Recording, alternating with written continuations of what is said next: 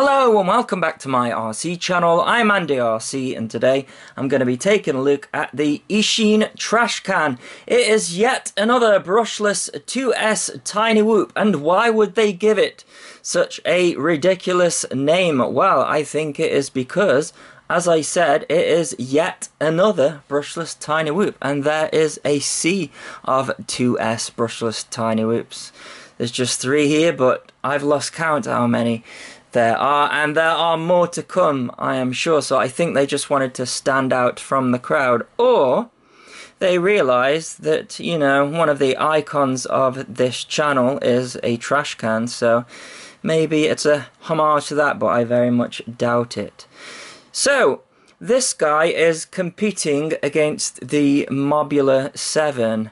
So it pretty much outspecs it on every component, but as we know, things written down on paper don't necessarily translate into a better product. It's also cheaper than this guy as well. So let's take a look at the specifications. Starting off with the motors, so they are a Eachine branded motor, and they are a 803 15,000 kV motor against the 802 16,000, and then we have got this upgraded black frame. Now I actually like the black frame because I've mentioned in other videos, if you have your camera angle flat, and yes, you can adjust the camera angle, and your ducts are white, then the camera will adjust its exposure value to the white, and it can cause the ground to look very dark. So I like the fact that it has got a dark frame, and it has got some of these struts here that make it feel stronger. I have to say though, I see a lot of people complaining about the Mobular 7 frame breaking, and this is my very first one, and I fly it every Tuesday, and I've done so many crashes with it. It's even been through the propeller of a plane. We've been trying to make a flying landing pad, and I've been trying to land on it, and it went through the propeller and it came out unscathed. It has fallen from the top of a sports hall onto the tiles upside down. Nothing's broken, so I don't know what you guys are doing to break these frames, but this is still intact like it's brand new, and so is my UK 65, which I also fly every Tuesday. And there are other models flying around, we hit each other, and they're not breaking, so I have no complaints over the strength of the frame of this, but I believe there's like a V2 and a V3 frame coming out that is stronger. I think we have too many expectations from these frames. We're coming from 5-inch carbon fiber to this tiny thin plastic and expecting the same kind of strength and resilience, and I think, you know, we are kidding ourselves there. But yeah, this one, when I squeeze it, at least it's harder to squeeze than the Mobular 7. Right, so the internals. This time we have got a F4 flight controller, so it's the Crazy Bee F4 flight controller. This one has got the F3 in it, so it's an upgraded version. This is the FR Sky version, so the SPI receiver, and it has got the bind button underneath here, and it's also got the boot button underneath here as well. I think on this one it was more accessible, so yeah, you can't access it when the battery is in place, so that's why I don't have the battery in place at the moment. It's quite difficult to see because it's covered here by these two here. I wonder if I can get a shot of it somehow, but anyways, as it's SPI based, then you can just plug it into the USB and then hold it down for a couple of seconds. There's no messing around, you know, trying to plug the battery in while holding it down. That's something I really like about this.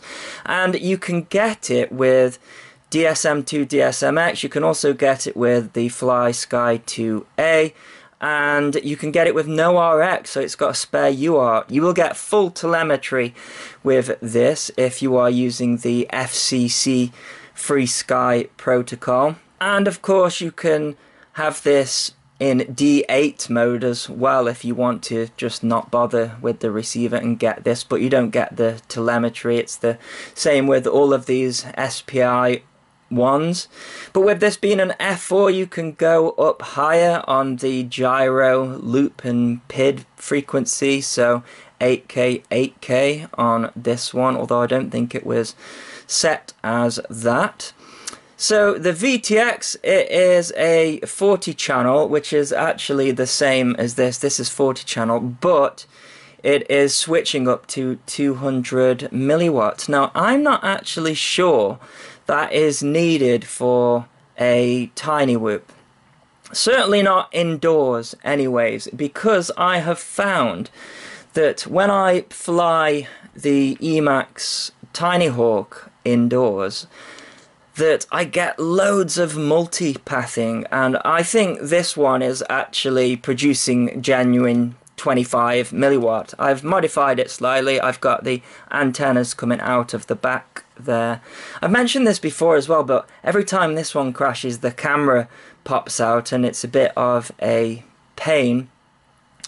But yeah, if you go up to 200 milliwatt and are flying indoors, you will get reflections back. And 25 milliwatt is much better for indoors, but people are flying these outdoors, even though here in the UK it's like -1 or whatever, so I'm not going to be flying it outdoors, and I'll be keeping it to 25 milliwatt, and I'm mostly going to be flying it in the sports hall rather than outdoors. But I will be flying this outdoors today. Something else that is different is that the linear antenna is on a micro UFL. Now, I don't like micro UFLs unless they are stuck down with electrical tape or some other form of adhesive that is heat resistant. However, there is nothing and it is free to move, so if you have a crash and it pops off, it could destroy your VTX, so I would get some liquid electrical tape on there as a modification straight away. There is a button on the side of the VTX, and it's two-layered rather than it being like an all-in-one camera like this one. However, with it having smart audio, I wouldn't bother messing with buttons anymore, and lights, it's just a pain. Now, the camera is the thing that I am really disappointed with, and I think it's going to be the deal breaker for me. So it is the Cadex EOS 2, but it's the 16:9 version, and there's no option to choose the 4:3 version. So I mainly fly with 4:3 goggles. And when you have a 16:9 camera and use 4:3 goggles, then it stretches on the vertical axis and it distorts the image. Now, you can do it the other way around, so if you've got a 4:3 camera and 16:9 goggles, it stretches on the horizontal, and I find that fine to fly with, but not the other way around. So I'm going to have to use some 16:9 goggles for this one. It's mounted in exactly the same way as the Mobula 7. In fact, it's pretty much the same shape. So at the back, as you saw before, we have the trash can, but we've also got some LEDs as well. The LEDs are connected to the DIN, so you can control them. They are set up out of the box like a Knight Rider sort of style thing. The motors are connected via JST connectors, so if you have to replace one, then that should be pretty easy to do. The antenna for the receiver is just underneath there, so we'll have to see what the range is like. And let's see what else you get in the package. So it comes in this nice pouch actually, and you get a nice instruction manual, although it does look like they need to replace the cartridge in the printer for that one. You do get more stuff in the package with this one than you do the Mobular 7. So let's take a look at what we have got. So we have got a bunch of spare screws, which is always nice, and we have got a screwdriver, and that is to take the screws off the top here. I guess you would want to do that to modify the antenna. I would really recommend doing that.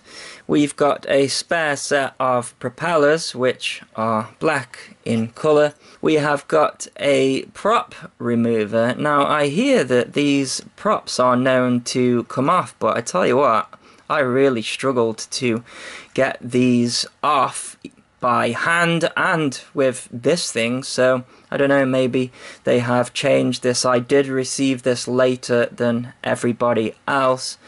We have got two pads here. This is because if you take the batteries, so these are the batteries that you get, they are Eachine branded and 300 milliamp. They are a high volt, and it says 40 to 80 C. That's quite a range, isn't it?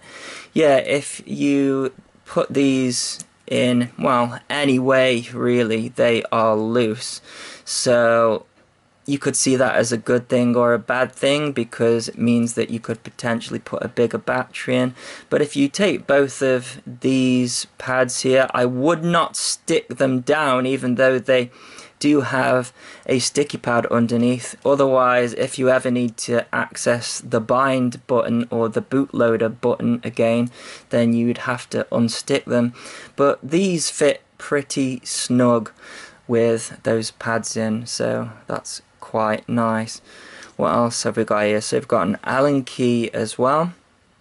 We have got a jumper, so you can fly this as a 1S model, but I will say this, as I have said in every other video, you want to get the UK 65 for flying indoors. It is 65 millimeters, and you can get through gaps in the house better. That is just my opinion. This one has a bigger footprint, and I find myself bashing into stuff more. You're also given two spare extra batteries, which is pretty nice, and we've got a charger as well, and we have got a switch, so you can charge at 4.2 volts per cell or 4.35. Now for my reviews I charge at 4.35, but to try and save the batteries when I'm flying normally, I charge it to 4.2, because when you start overcharging it can start destroying the chemistry in the batteries and they end up puffed like this one, squishy. That's because there's a load of oxygen in there that shouldn't be. And on the subject of oxygen, they have provided a XT30 connector, and it's becoming a trend with these 2S whoops to do away with the 2mm pitch PH JST connectors and soldering direct a XT30 connector. The idea being that these connectors are only rated up to 3 amps. Of course, in reality, they can do a lot more than that. The XT30 is called the XT30 because it is rated up to 30 amps, but I've recorded it up to 87 amps and above that. But they are also saying that these two connectors are creating a resistance that is limiting the number of amps that can go to the ESCs, and is also causing voltage sag. And there are some tests that have been done out there, and I'm sure many of you at this point are trying to copy and paste those videos, but don't worry, I've already seen them. And for me, there are too many inconsistencies for the evidence to be completely correct. For example, I've seen a video on a thrust test stand where they took a single motor to try and simulate 4 whoop motors and then try out the different connectors. And also the stock batteries weren't being used, and the different gauges of wire weren't the same, and that's another thing that they are saying as well, is that with there being all of these wires, that there is a greater resistance there as well. There's also another video as well where they take different sized batteries, but the capacities are all different. So again, there's too many inconsistencies with these tests so far. But hey, if you think adding an XT30 connector is beneficial for your 2S loop, then go ahead and do it. But one thing that you can't do when you do that is, of course, fly it on a 1S by using this plug here. So I'm going to be using the stock connectors in this test and bringing it back to these puffy batteries with the oxygen in them there. That is caused by too much heat, and if it is true that we can get more amps through this XT30 connector, then that is only going to put more heat and current through these tiny batteries, and I think that's going to mean you're going to get less cycles through them. But some people say, I don't care because these batteries are so cheap anyways, so well, that is fair enough. Now, I'm not dismissing that this isn't a good idea, but I just need a little bit more evidence to be convinced, and I'll have to try it out myself. So the built-in ESCs on here are 6 amps with a 7 amp burst, so that beats out the 5 amp and 6 amp burst of the Mobula 7. And as I mentioned earlier, the stock batteries are a 300 milliamp 40 to 80C. Now they're not gonna reach 80C, but for a laugh, let's just do some calculations if they were able to reach 80C. So 300 milliamp times by 80 is 24,000 or 24 amps, and then the 7 amp peak times by 4 is 28 amps. So we should be well within the tolerances of this battery, but of course they aren't going to produce 80C anyways. So you should be able to use a bigger capacity battery, but of course then you may get diminishing returns, especially at this weight and size. And speaking of the weight, this guy weighs 49 grams with its battery, and the Mobula 7 weighs 42 grams with its battery. So quite a difference there at this size, but you have to bear in mind the change in stator size. And also we have got a bigger capacity battery, and even though that makes the copter heavier, it can provide more amps than the smaller batteries that come with the Mobula 7.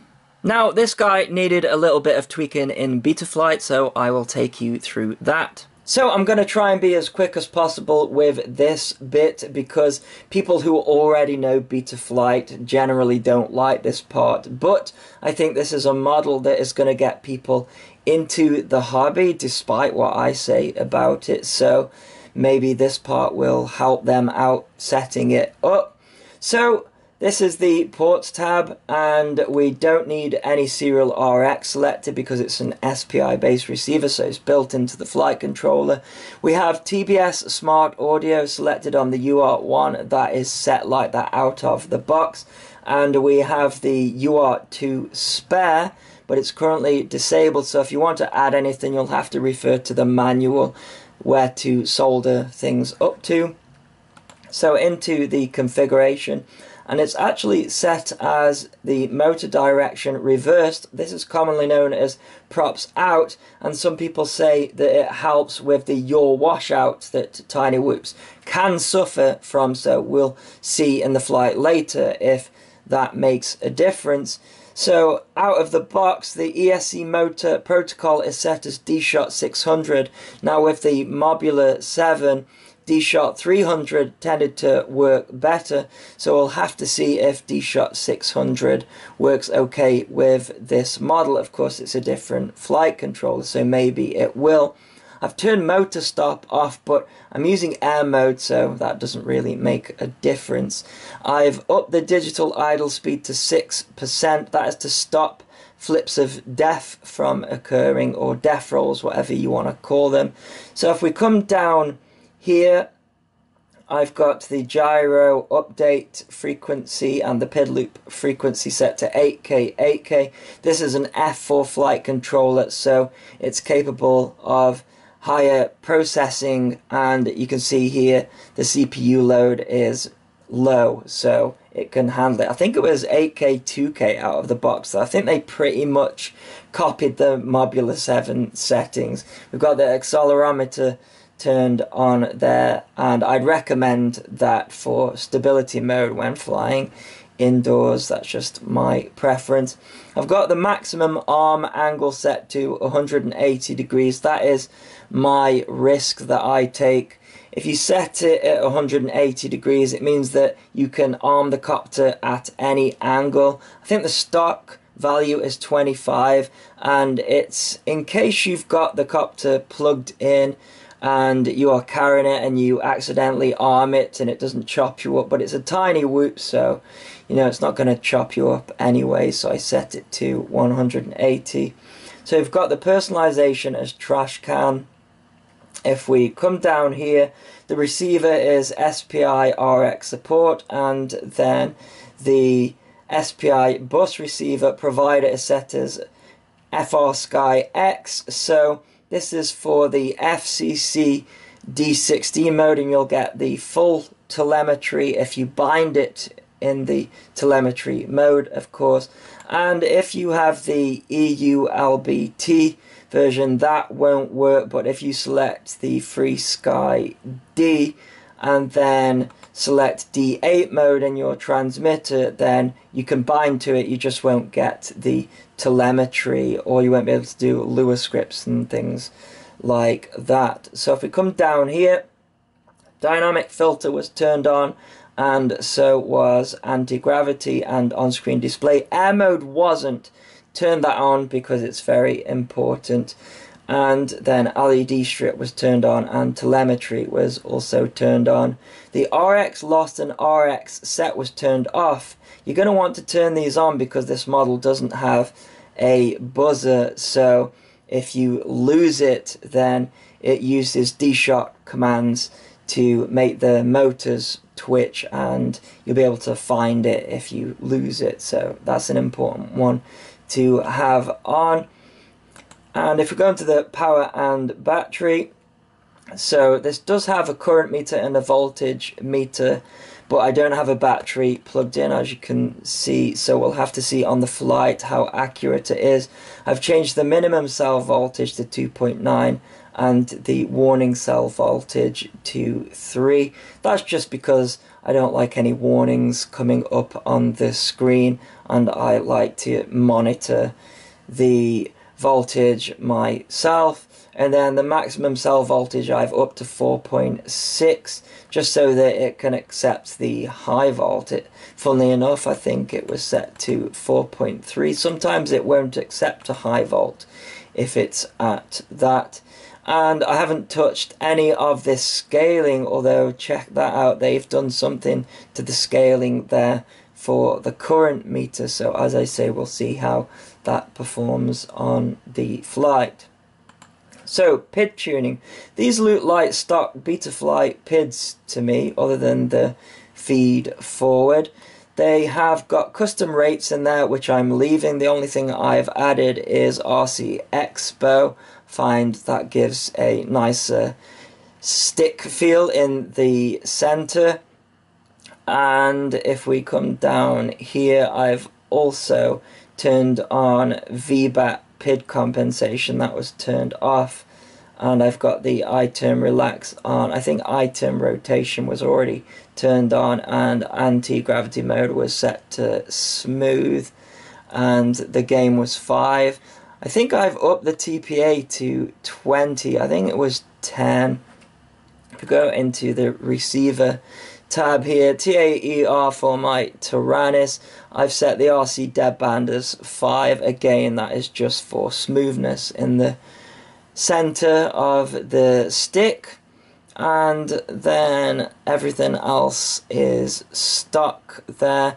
We've got the RSSI disabled, but because it is again SPI on the receiver, it feeds through anyways, so you want to keep that as disabled. In the modes tab, I have got arming on AUX 1, I've got angle mode on the AUX 2 and acro and air over here, and then I've got the beeper on the AUX 3, which will be the D-shot commands.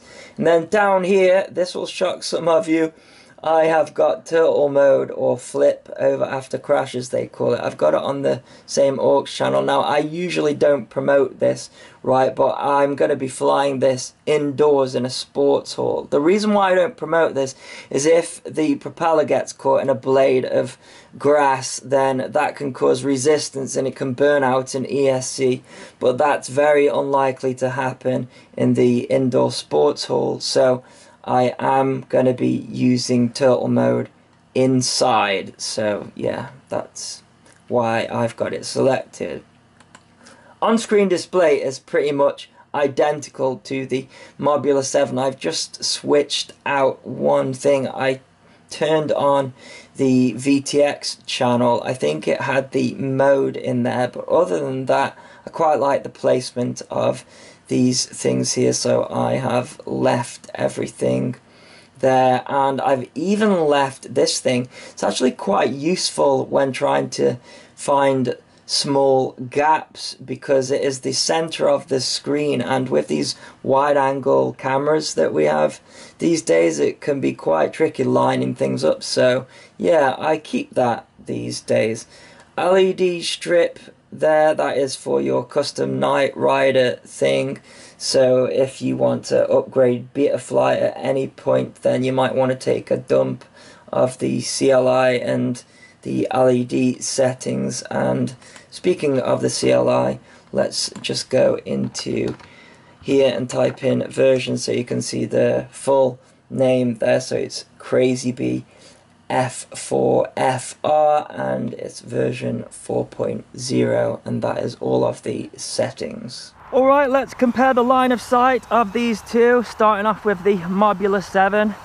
Now this really is just to show the difference in power, if there is any, because my speed meter won't pick anything up under a 3-inch. So I need to pick a reference point. How about this trash can over here? Ha ha ha. Full power. Yeah, the Mobula 7. It does have the power. Let's do another one of those just to make sure. Just keeps on going. Need to be careful though because it's a windy day today.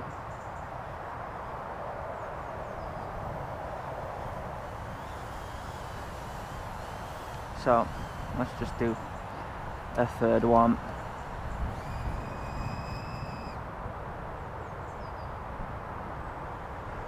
Well, I can barely see that with my eyes, so the GoPro probably isn't going to pick it up.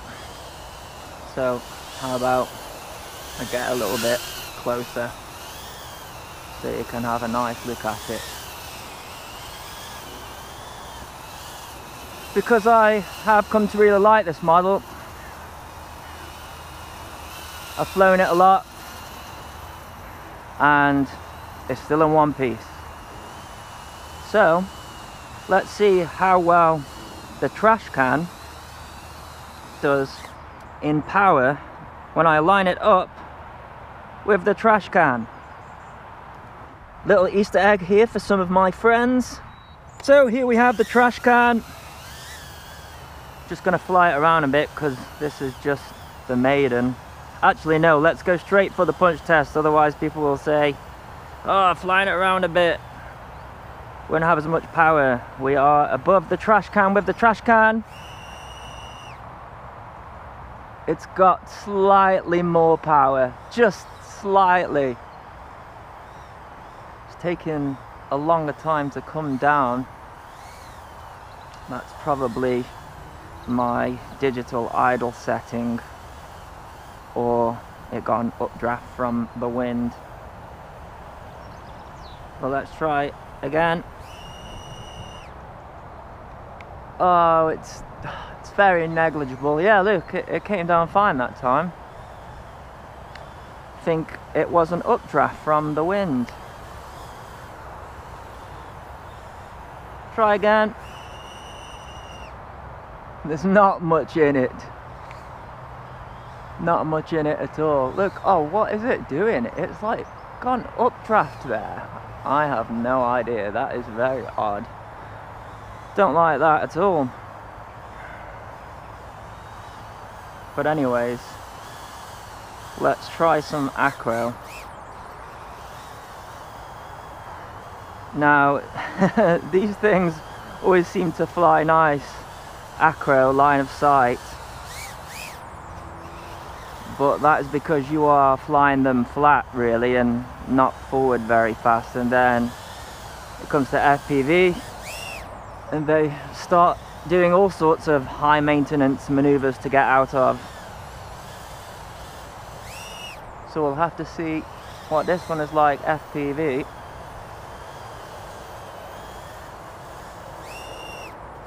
I think we've got some updrafts though, because yeah, when I went really high it would not come down, but as you can see here, no problems. Wonder if it's those ducts there with those pieces underneath, you know, acting kind of like drag or something when it's higher up, or it just caught an updraft. Very odd. But anyways, seems to be flying around here nicely. I would say just a tad, not even worth mentioning probably in power compared to the Mobula 7, and I would bet that's down to just as much the battery capacity being bigger as it is the motor slightly bigger as well. But anyways, that is the difference between the two in terms of power. Yeah, the wind's catching it there. So here's some DVR footage stretched to 16:9 in the video editor. You can see the resting voltage is saying 8.1 volts, which is incorrect for a fully charged 2S high volt battery. It should be 8.7, and I did check with my volt meter and it was reading 8.7, so the scaling's slightly wrong in BetaFlight. That's easy to fix. You just need to go into the power and battery tab and plug your battery in. I think the default is 110, so just change it by values of 1 and press save each time until it matches what it says on your volt meter. Now I did a dive there to try and get it to do a yaw washout, and it didn't do it, but spoiler alert, it did do it a little bit later, and that is something that the Mobula 7 never did. Now I'm doing a range test here, and you can see that the RSSI value is going into the 30s, so I turned around so I didn't get a failsafe. So we're looking at around about a 100 meter range with this guy, which is probably okay for a tiny whoop, I would say. I'd also say that the 25 milliwatt setting on the VTX is probably more producing 10 to 13 milliwatt, which is no bad thing really when flying indoors, because it means you will get less reflections. When it comes to the flight characteristics, it flew really smoothly, but I do an inverted yaw spin here, and you'll see on the recovery it will snap back, and that is something that the Mobula 7 never did. So it just goes to show really that even though this is higher spec, the Mobula 7 I do think flies a little bit better. You couldn't trick it out. That being said, this thing does fly smooth, and if you give it full power on the recovery of these maneuvers, then it doesn't do these strange snapping maneuvers. Again, we're in a dive and it's going to do it again. If I'd give it more throttle, then it wouldn't have done it there. And I think it's all down to the fact that the Mobula 7 has the thinner duct. It's a little bit lighter, so it doesn't do it.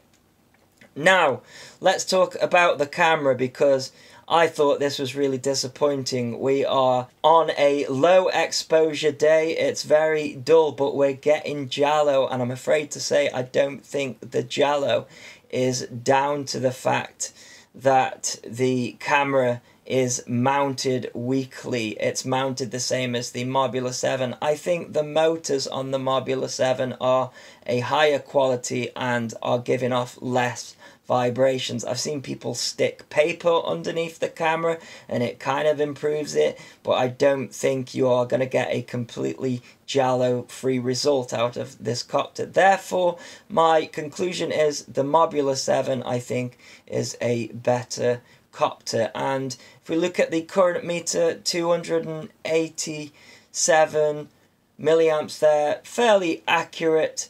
But if you are interested in this model, I will link it in the below, as well as my Patreon if you can afford to do so. And as always, thanks so much for watching. Please continue to subscribe. Cheers.